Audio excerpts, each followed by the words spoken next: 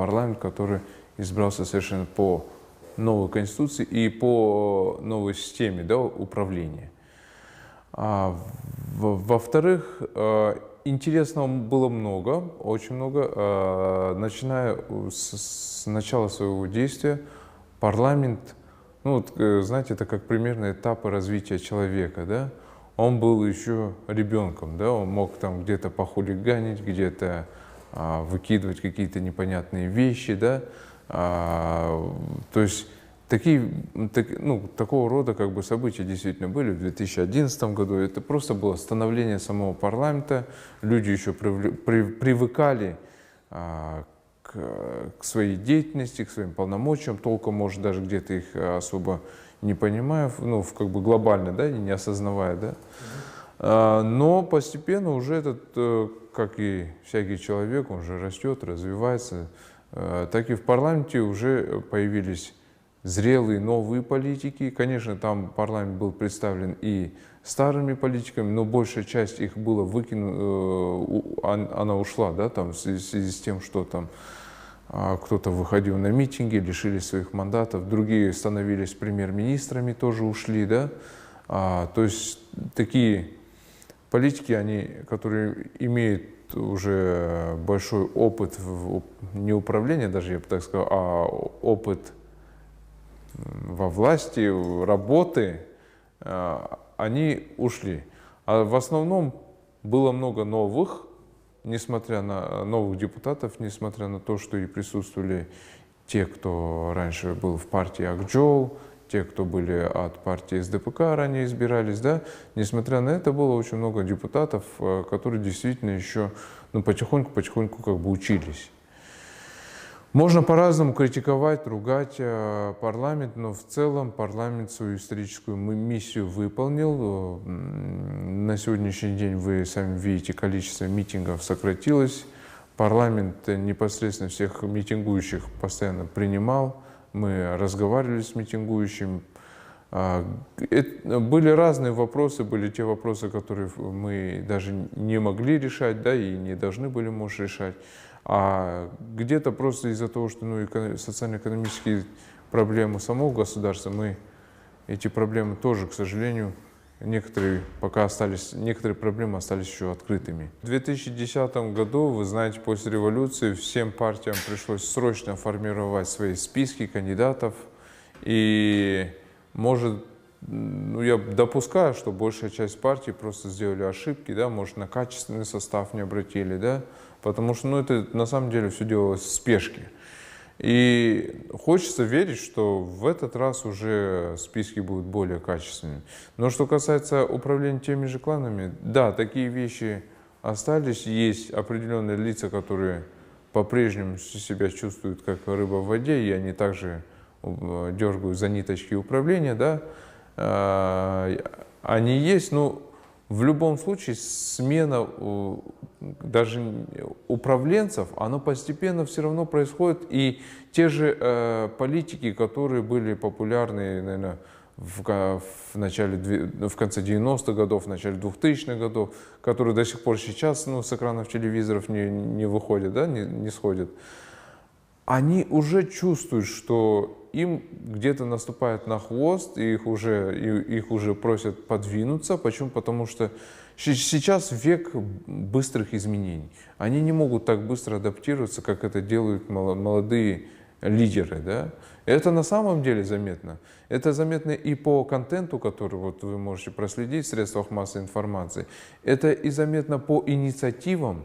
Это и заметно по предложениям, которые даются молодыми лидерами внутри парламента.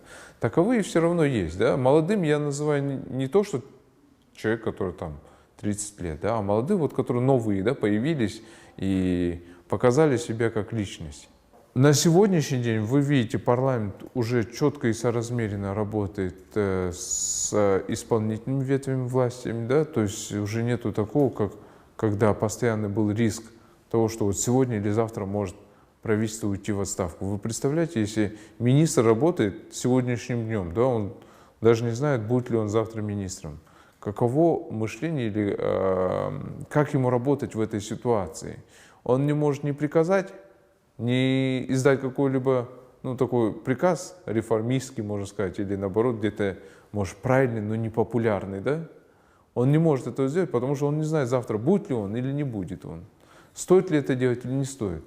И часто было, да, что так правительство в подвешенном состоянии. Но уже начиная с 2014, наверное, года уже вот определенный,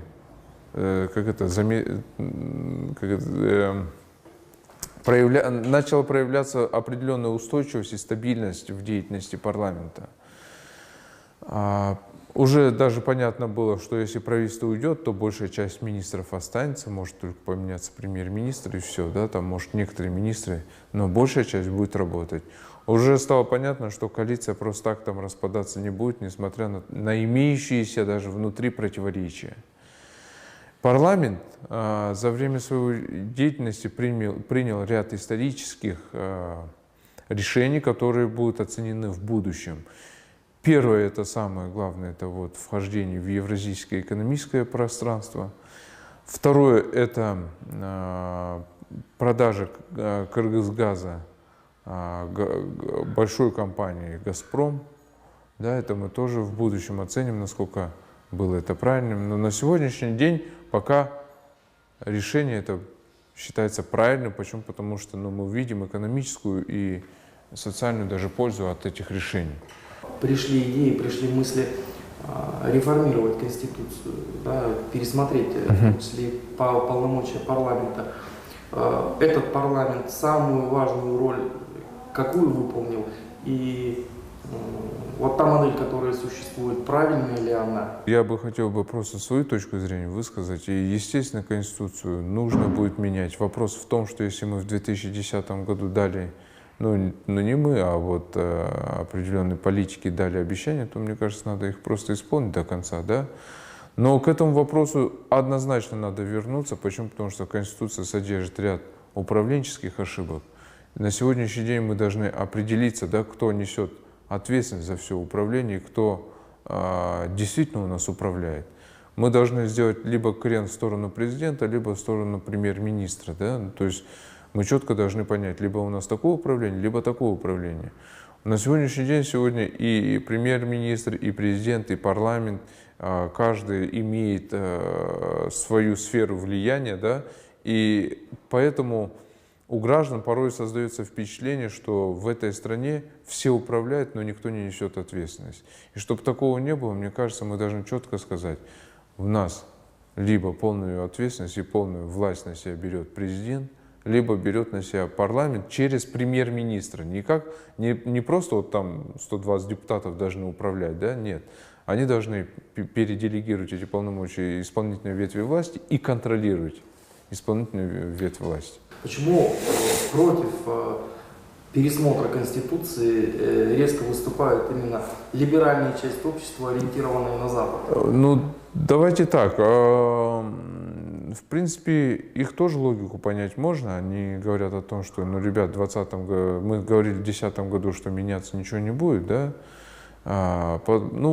Может, кому-то это где-то выгодно, эти темы лишний раз поднимать. Но я не хотел бы так думать. Я все-таки думаю, что они нажимают именно на политический вопрос, что сейчас этого, какой смысл сейчас делать.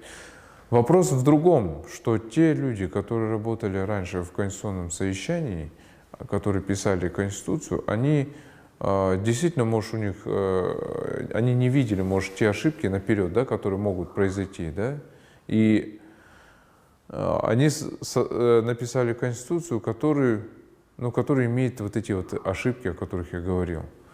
Эти ошибки надо менять, но некоторые члены бывшего конституционного совещания, они наоборот сейчас говорят, что ни в коем случае менять Конституцию нельзя.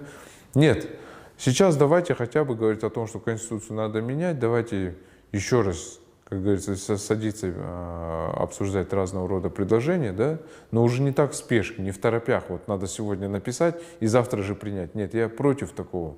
Правильно президент об этом у себя в обращении отметил, что время для обсуждения законопроекта о назначении референдума достаточно очень сжатой, и неправильно сейчас его выносить на референдум.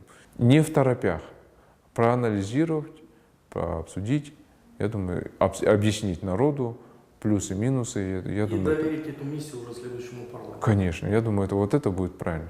И это было бы, знаете, так вот, по-доброму, по-тихому, мирно все, я бы так сказал бы. Конечно, будут все равно несогласные, да, те же, наверное, люди, которые выступают против всего, они всегда будут выступать против, да. Поэтому будут всегда не согласны, ну, с этим надо тоже смириться, это нормально. В этом я проблем никаких не вижу.